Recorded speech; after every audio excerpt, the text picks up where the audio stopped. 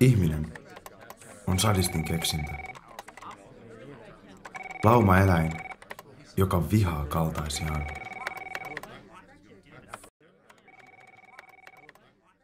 Joka päivä kaikki yrittävät kiivetä toisiansa pitkin yläoksistoon, nauttimaan auringosta ja piereskelemään alempien päälle. Vahvemman oikeus. Syö tai tule syödyksi. Ja silti tarvitsemme vain rakkautta. Muutamme toistemme viereen ja yläpuolelle asumaan. Leivomme naapureille keksejä ja valitamme huoltoyhtiölle huudoista yöllä.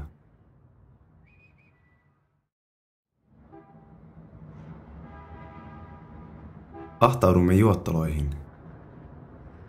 Haastamme nakkikioskilla riitaa. Otamme korvat täyteen loukkauksia ja välitämme ne eteenpäin. Hymy ei hyydy. Menemme naimisiin. Kierrämme veroja. Saamme lapsia. Beirut. Poltamme talvirenkaat. Viihdymme marketeissa. Ibiza. Voitamme lotossa. Darfur. Hyväntekeväisyys. Tylppä lyömäase. Risteilyt. Ehdollinen vankeus. Ja niin edespäin.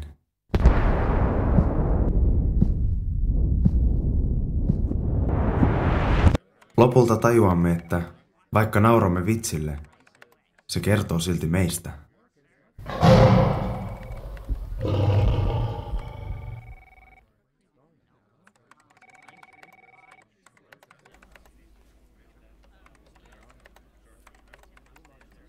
Mikä siis saa meidät jatkamaan?